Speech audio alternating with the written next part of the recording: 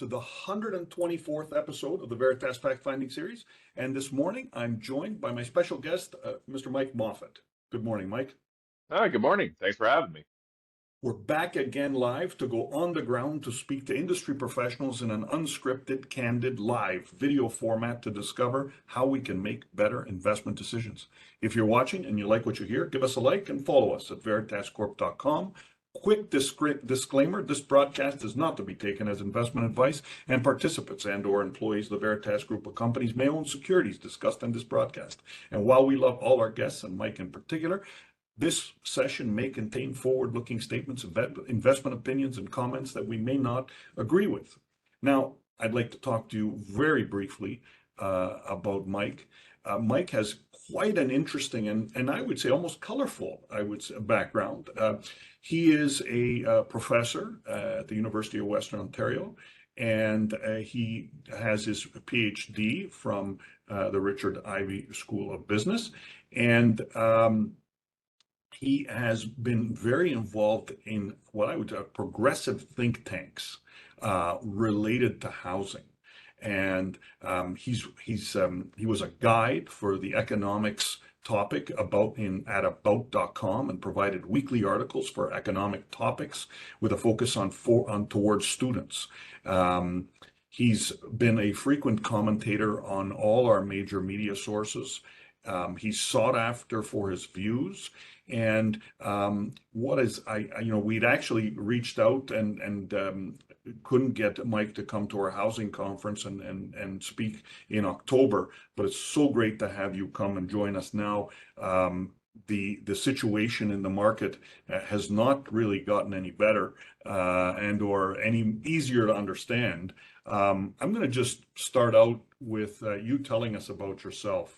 Obviously, your journey to get to where you are today, there's a reason for that, and that's always a great starting point. And then we'll dig into condo market. We'll look at what's happening on the ground, what's happening with Airbnb, and obviously your future predictions about what could be happening in this market. Yeah, absolutely. Well, thank you so much. So yeah, I've been a kind of combination academic slash policy wonk, though I worked in the chemical industry for a while. My background's more, until recent years, more in innovation and manufacturing. And I got into the housing space somewhat accidentally. About a decade ago, we were at a previous employer. I was doing work with Toronto Region Board of Trade, trying to help or figure out labor shortages in the manufacturing sector. You have a lot of manufacturers who, for supply chain reasons, need to be near Pearson Airport.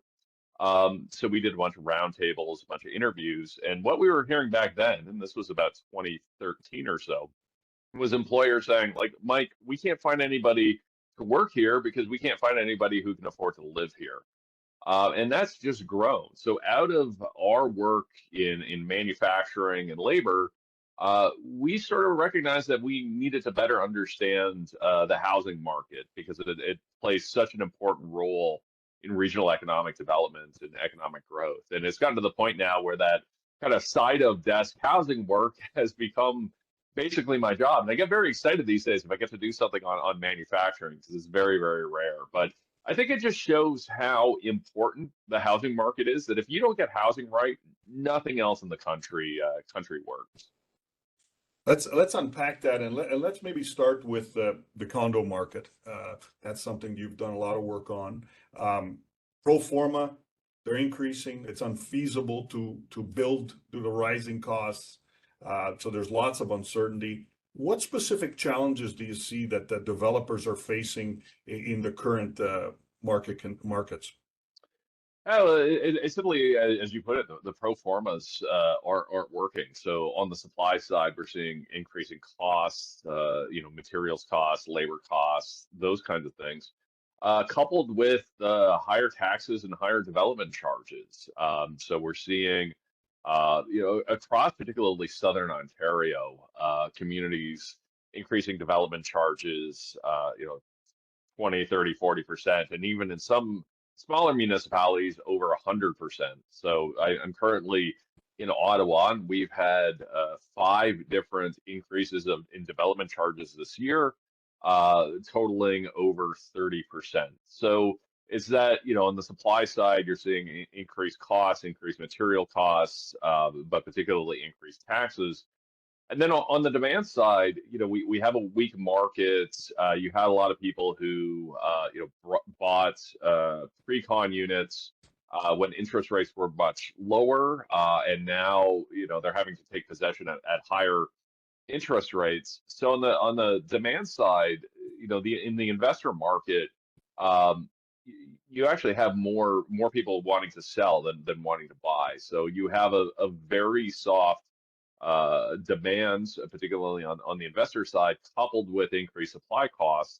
So the entire market is basically just ground to a standstill. You can't, there's just so much excess inventory out there. And until that gets cleared up, I don't see that changing. And that's largely a Southern Ontario and lower mainland BC problem. You don't see that as much in other markets. So you see it up here in Ottawa as well, but you're not seeing that as much in say, a Calgary and Edmonton, that kind of thing. But that's really what's going on. It's just a combination of high cost and investors wanting to be on the sell side rather than on the buy side. So you're going to have, and you're starting to have this excess supply. And remember, CMHC said we needed all these houses to be built, right? And there's no end to study that says we don't have enough supply.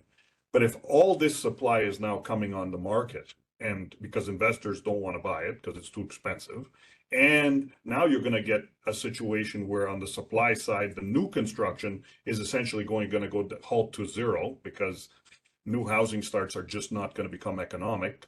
How does this play out from a price perspective? Because we haven't seen what, just simple supply and demand curves might suggest the price falling out the bottom. Yeah, absolutely. I mean, we have seen some price reductions, but certainly it hasn't crashed or the bottom hasn't come out of it. That rather you just get this kind of slow grind, maybe a percent or two here or there fall.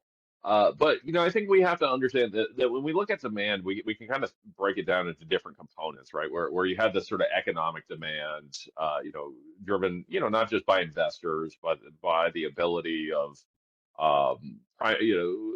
families to qualify for a mortgage and that kind of thing.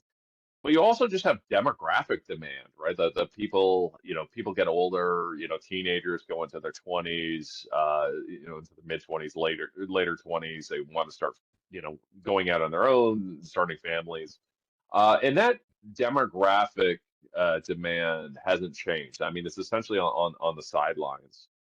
So one potential scenario here is that, we just don't build much for a few years, at least in the condo market. Like everything just grinds to a standstill. That new inventory, what's in the pipeline gets built, but after that, you don't see much for 2 to 3 years. And then once those economic conditions change, once the economy improves, once more people start being able to qualify for a mortgage, we might see those buyers go back onto the market with very, very limited inventory. And that wouldn't be the first time that this happened. And in fact, you can look at kind of cycles over the last 50 years where you'll have these periods of weakness where not much happens, not much gets built for one reason or another.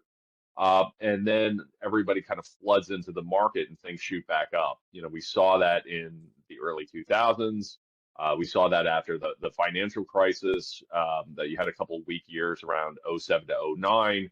But that demand didn't go away. It just kind of went on the sidelines and built up like a pressure cooker effect. So I do have, it's kind of ironic that, over the kind of short term, next 6 to 18 months, I see things being kind of incredibly weak. I don't see prices going up. If anything, I see them falling. But going into, say, a 2028, 2029 or so, we may be setting ourselves up for the conditions for the next big, price boom. But so we're not in 25 yet. So Yeah. let's say we're in 25 in a couple weeks. So Well, you got to get 25, 26, 27, essentially 3 to 4 years from now before you see the other side of this, which means that there's some adjustment that needs to take place. And so one thing you haven't touched on, but if we don't build any new construction condos in particular, then you don't have, the unemployment has to go up. And so, yes, those last couple of the last few sort of supply side or economic shocks that took place, they were kind of short lived because unemployment went up, but ever so slightly. Today, we're up already over 200 basis points in the last 24 months from where we were on the unemployment side. And we still have completions to go that are, near record levels. So how does that play out in the broader economy? Yeah, that I do think we are expecting the economy to be weak in 2025. If you look at any of the forecasts coming out of the big banks, they're not necessarily saying that we'll go into a recession, that we might, but they are suggesting a weak year of economic growth, unemployment continuing to rise. So all of that's true. But I would add that there's another component to this, and that's brain drain and outmigration. And we're already seeing that, not so much the United States, though that is happening, but over the last 4 years, Ontario has lost on net 100,000 people to other provinces. So that's, looking at outgoing versus incoming. And they're basically kind of split up a third, a third, a third, where a third are going to Atlantic Canada, a third are going to Alberta, and a third everywhere else. Mm-hmm. And I think we may see that play out where, the economy's weak, unemployment's up, you're not seeing a lot of job growth, while at the same time, Alberta is absolutely booming right now. And, we'll have to see how that plays out with the oil markets, with all the sort of challenges with the new Electricity administration. production is they're booming out there, or at least the dream that they're going to build data centers. But today, the government of Canada just released the new power projections, saying that with the carbon tax. I mean, why would anybody set anything up in this country when we have carbon tax and down south they don't? Well, Like, we'll have to see how things play out, and then I think that's one of the uh, big kind of known unknowns right now is both policy uncertainty here in Canada and policy uncertainty in the United States.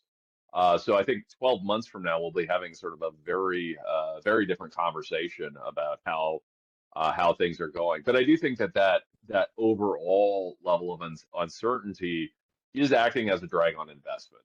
Businesses want policy certainty, and that could be in the energy markets, but that's also with international trade, right? If you are setting something up in Canada, you want to make sure that you're not going to be assessed a 25% tariff, that you're going to be able to get the U.S. market. So I think that is going to be acting as a drag on economic growth over the next 12 months. Is just that high level of policy uncertainty is going to cause companies to be reluctant to make big bets in Canada right now.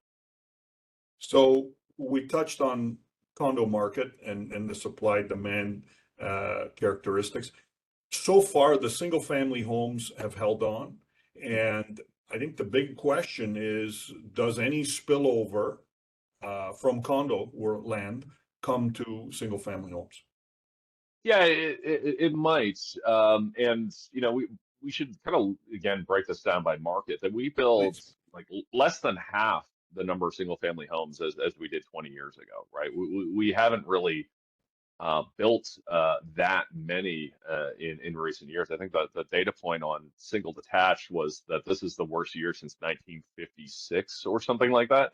Um, and again, a lot of that is due to policy, more around land use issues, but development charges and other things play a role. But yeah, I do think some of that is going to build up. I think we are going to see um, more families drive until they qualify into smaller markets. So not everybody's going to move to Calgary or Edmonton.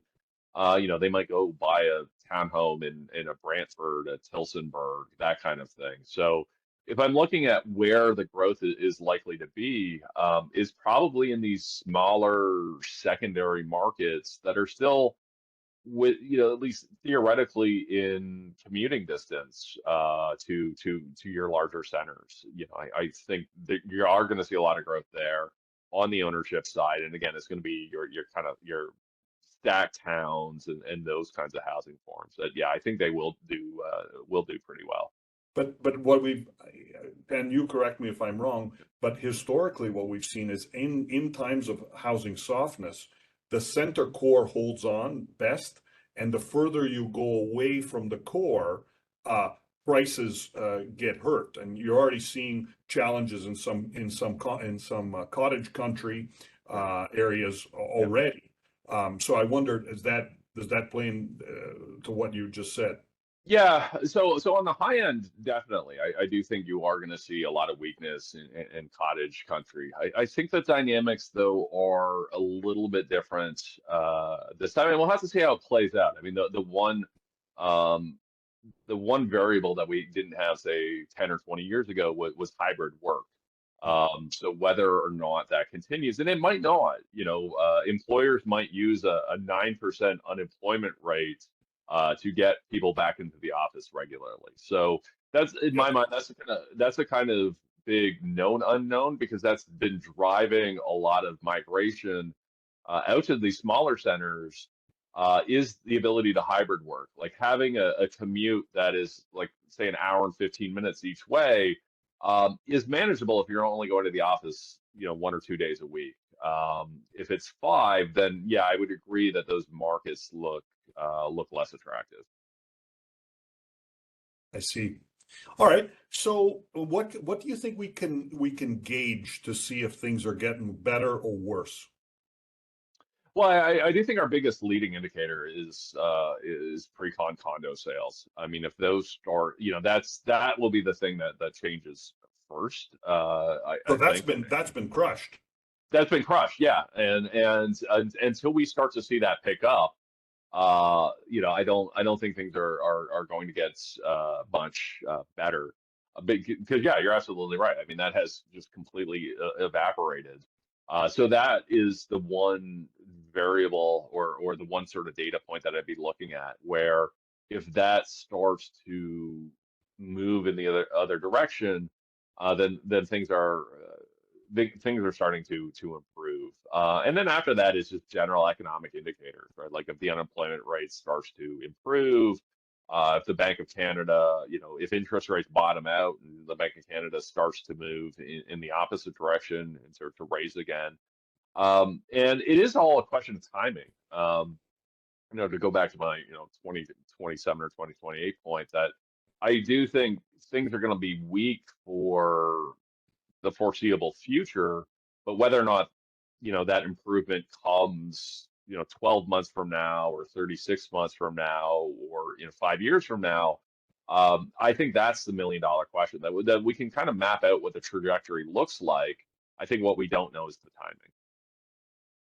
And so we're going to keep an eye on what happens to pre-con. So when pre-con turns around, that'll be a good leading That indicator. that would that would, that would be your leading indicator, absolutely.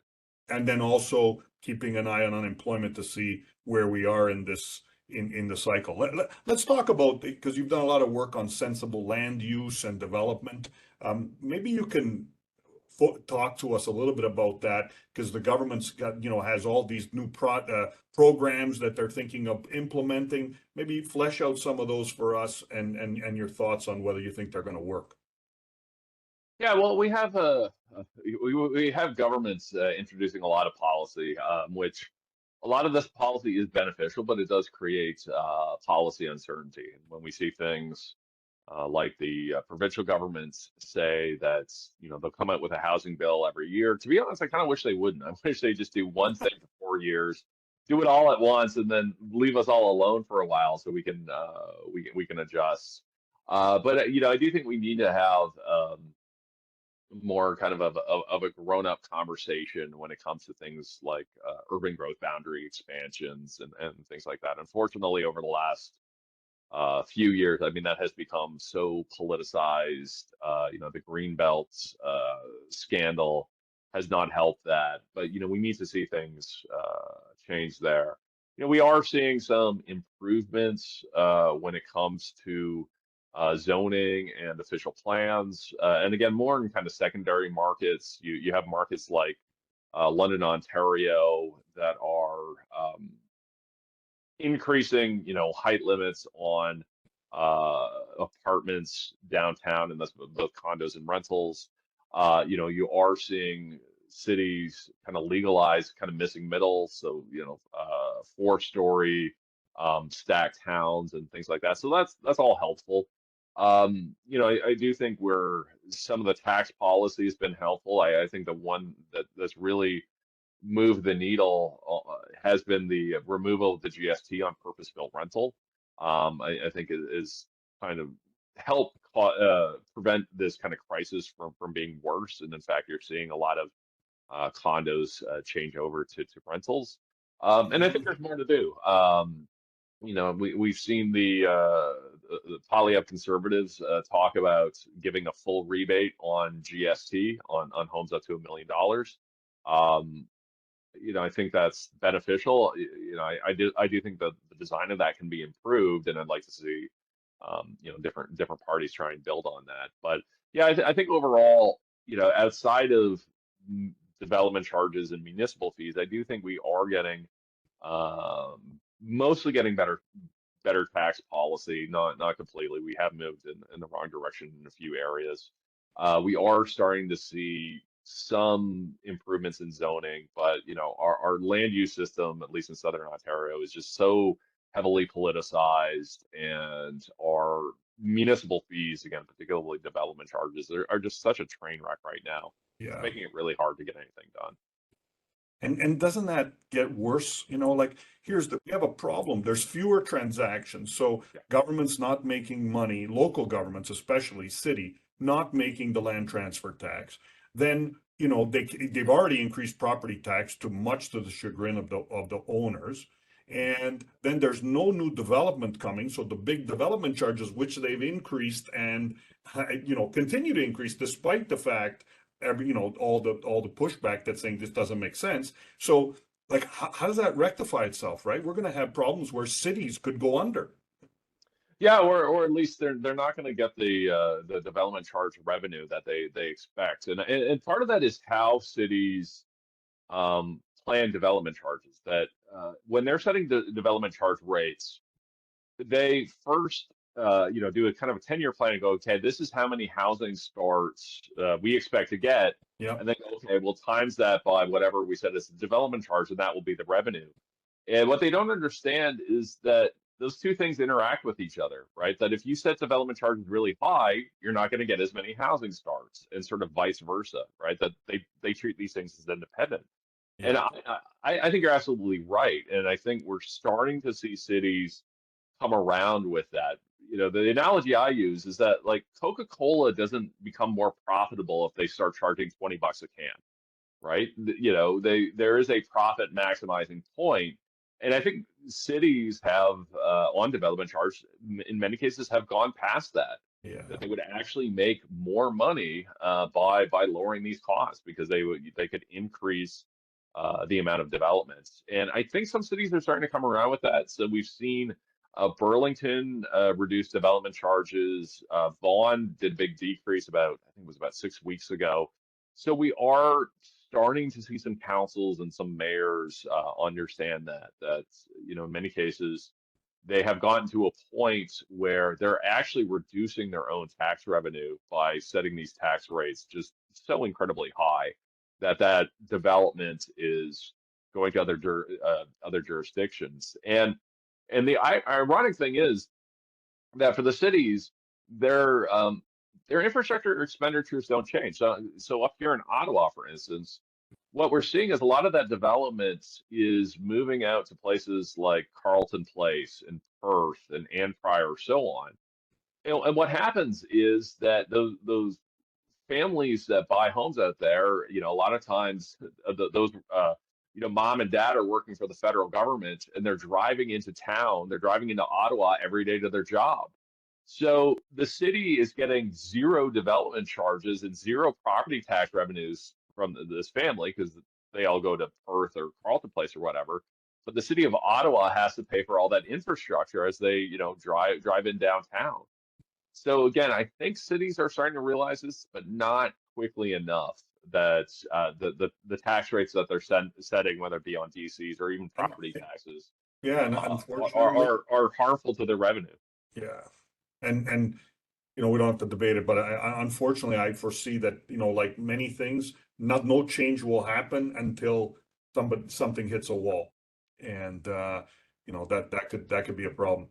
I want to touch on and add some discussion here on Airbnb, because I know you've done a lot of work on this, and in my perspective, it's very poorly understood. And Airbnb is bad.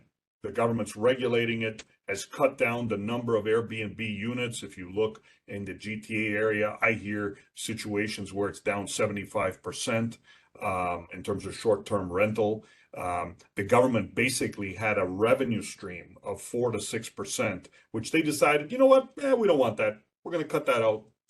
And so and now they're saying that they're going to charge potentially HST on properties that were used for short-term rental.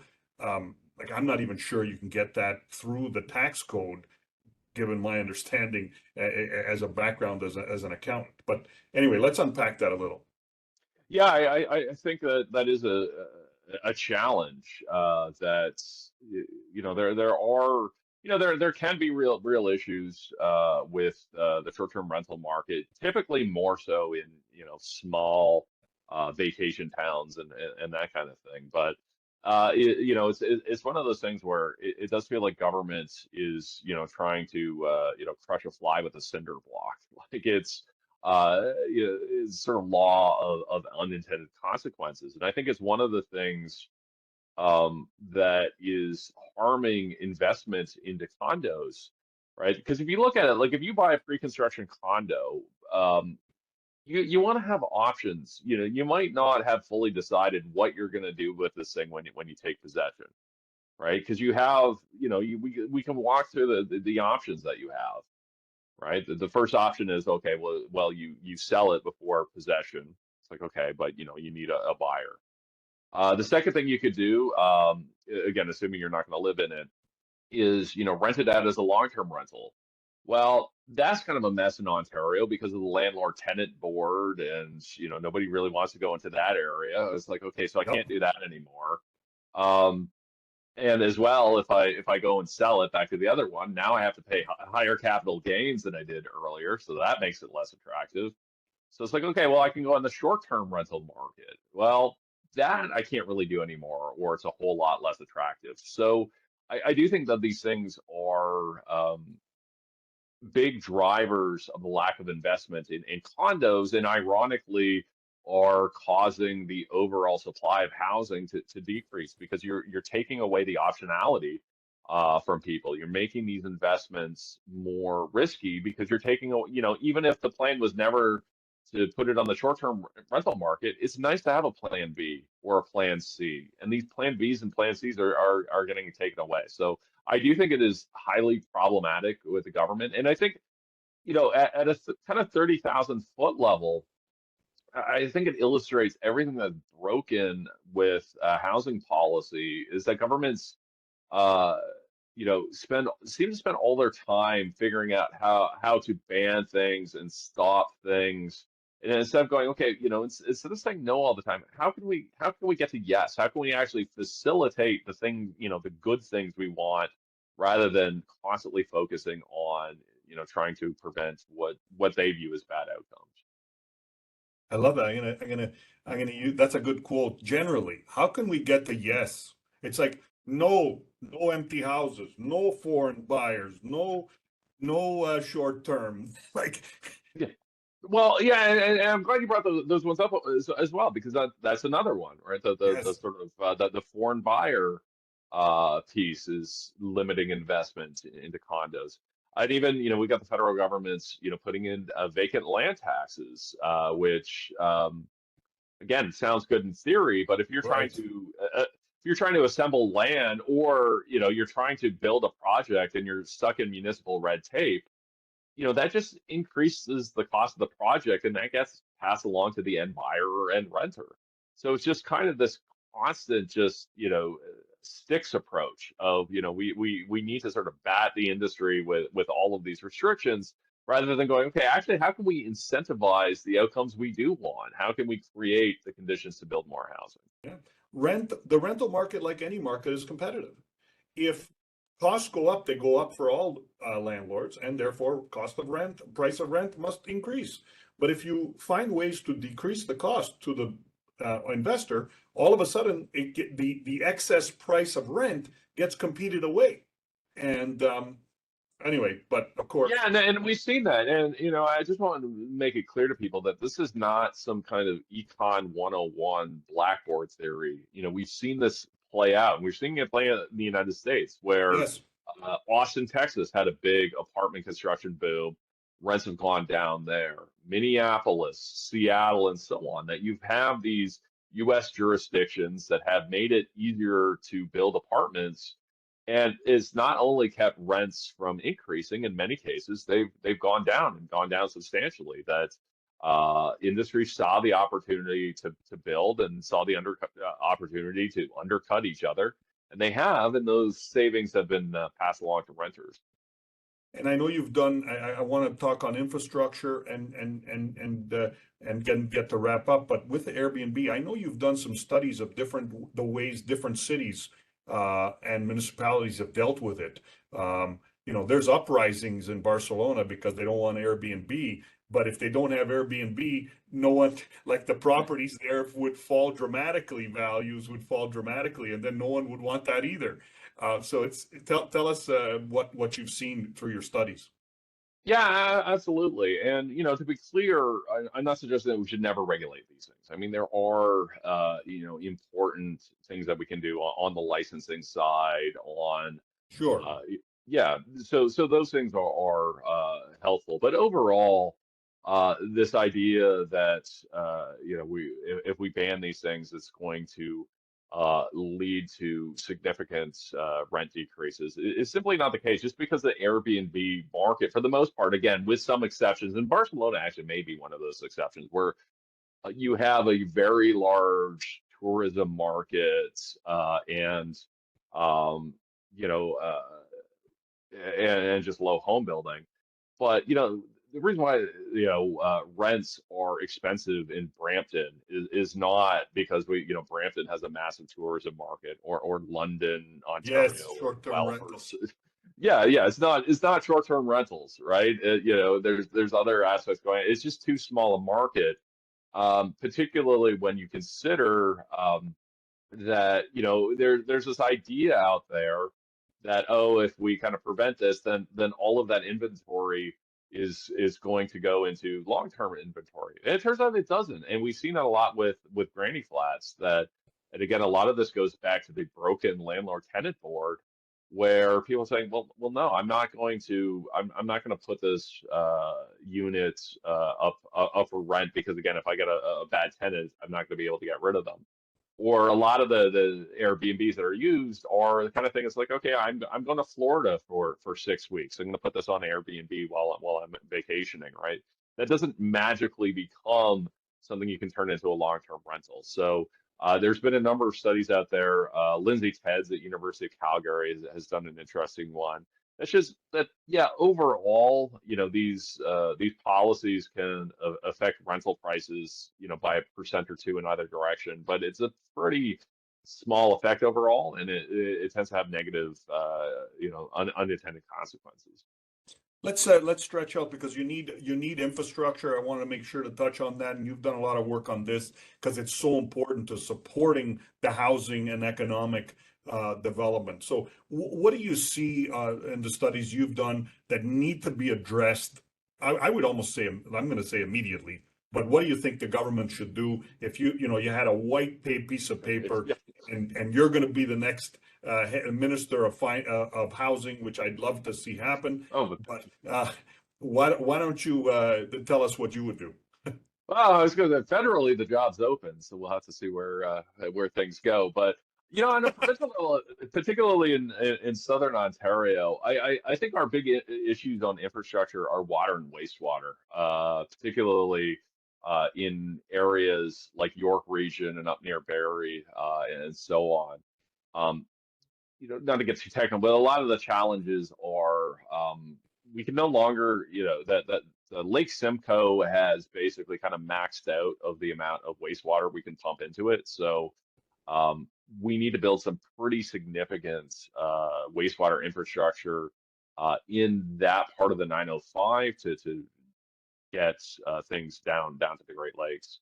And that's really expensive. And the challenge is that it also crosses many different municipalities.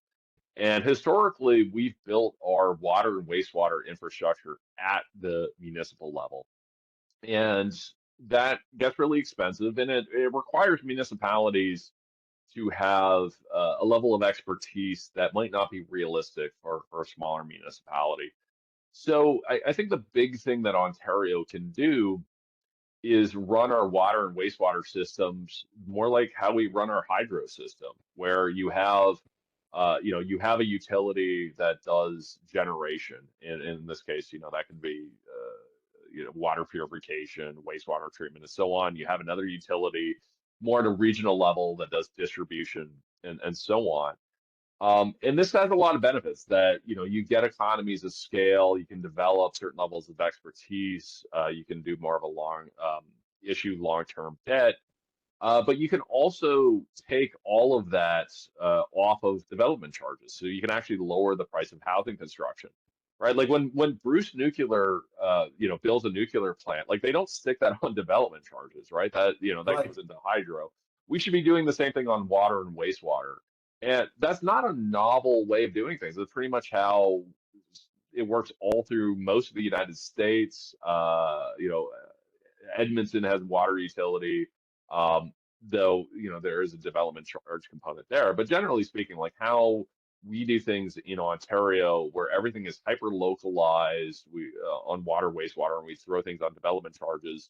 It's kind of a unique model, and there's a reason why it's a unique model is because it doesn't work very Right. well. So that's it's a longer term unsexy thing, but if we could get the provincial government to fix how we do water and wastewater in this province, we could get a lot more housing built and at the same time also lower development charges.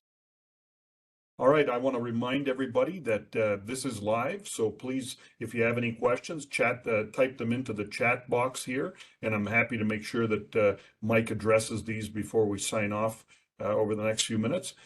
Mike, I'm going to ask you to go into the crystal ball that you have just off mic here, and look into it and say, look, if we had to look out 12 months, let's look out 24 months, as far as that crystal ball will take you. Where do you see our housing market?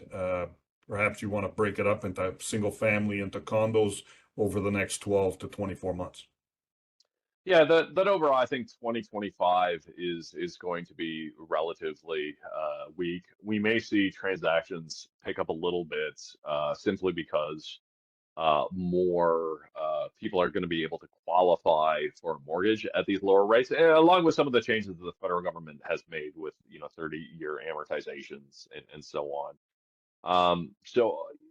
I think we may see an uptick of transactions again, particularly in the single family home space.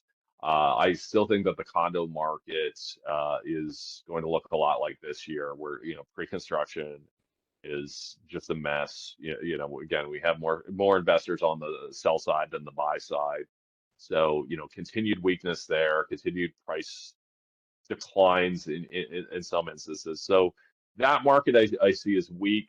Single family market, as long as the economy doesn't get too bad, I think that one should be okay, and we might see some increased activity and then perhaps even some increased prices. And I think overall the rental the construction rental market, has been strong in recent years and fairly steady over the last 18 months. That should continue unless there's any kind of policy changes um, for negative or positive. And again, the big question for me is when do we see a reversal in the condo market? I don't think it's going to be in the next 12 months. It might not even be in the next 24 months. But it will happen at some point. And I think once it does, I think those price escalations are going to be pretty dramatic. But Mike, if the projections you're talking about 12, 24 months, more of situations where where investors can't close, no new development, we can go back already. New transactions are down at 30-year lows. If this continues, you could see, do we get back to situations like we had in the early 90s where there were parts of the condo market that fell 50%? Yeah, Um, yeah, I mean, it's certainly possible. It's certainly possible. Um, But again, the flip side of that is if we don't produce anything for 3 or 4 years and right. no new inventory comes online, that sets up the condition for the next boom. And I think that's the important thing to understand. So yeah, absolutely. If we're talking 18 months from now and prices are down 25% from today, I'm not predicting that would happen, but I wouldn't be shocked by it. But yeah, these things again are just kind of nonlinear, and every kind of bust tends to set up the conditions for the next boom. And that's where I see that going again, just because demographic pressures aren't changing, and you have so many folks in their 20s and early 30s living with mom and dad, and they're not going to be doing that forever. Yes, some of them are going to be moving to the United States or Alberta, but a lot of them are staying around, and eventually they're going to have the savings in place to get a unit either on their own or to sublease from someone who has one. Or what we're seeing today is many cohabitating. Yeah. You go on Facebook and that's how you get a roommate. Like this is very interesting world that we're living in from a housing perspective. We did have a question here. Naveed, thanks for the question. Alberta housing has continued to see strong demand and higher prices despite growing unemployment rates, almost counterintuitively. Any idea what will matter or thoughts on what's going on and how that might play out? Yeah, I do think, yeah, unemployment rate has gone up in Alberta, but I don't think it's hit a level yet that's problematic. And it very well may at some point. But I think you have so many Ontarians moving out there. Mm, And in part, like oddly enough, that actually is kind of contributing to the unemployment rate where people are moving out there sometimes before they even have a job. right. Or it's a couple moving out there. One of the partners has a job and the other spouse doesn't. So I think that's largely contributing to this, and I do think it will continue again, just given the overall weakness in Ontario. Now, there's no guarantee of that.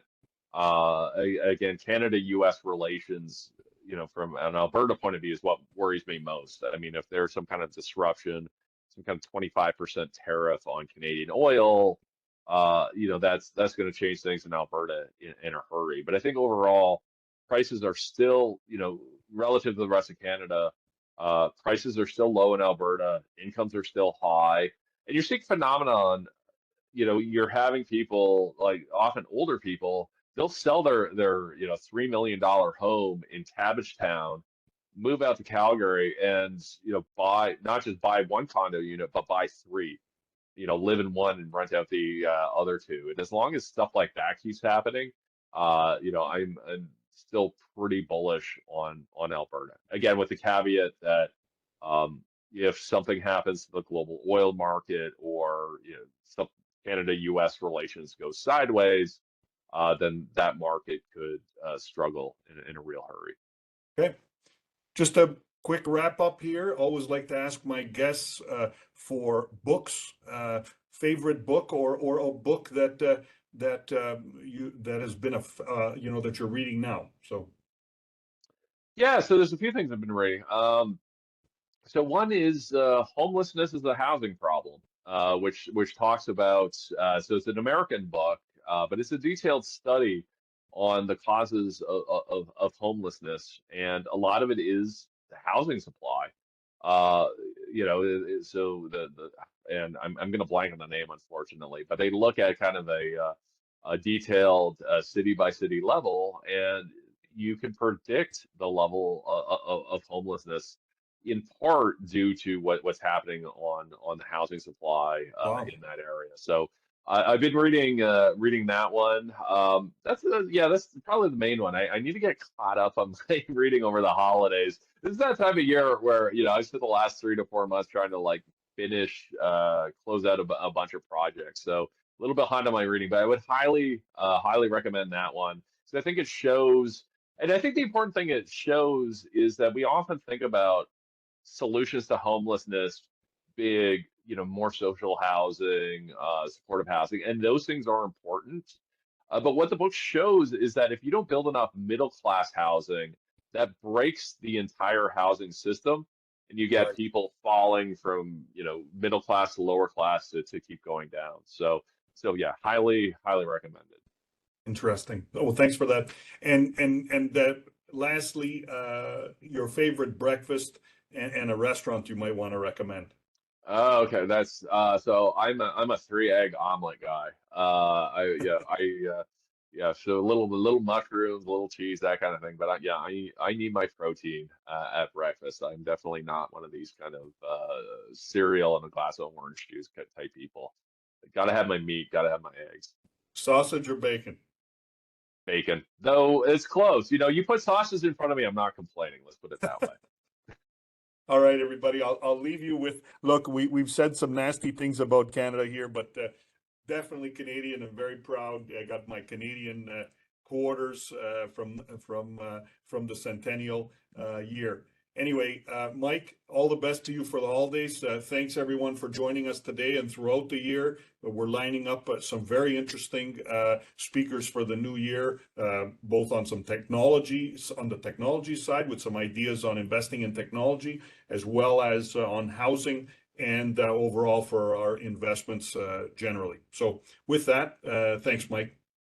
Okay, thank you. All the best, everyone.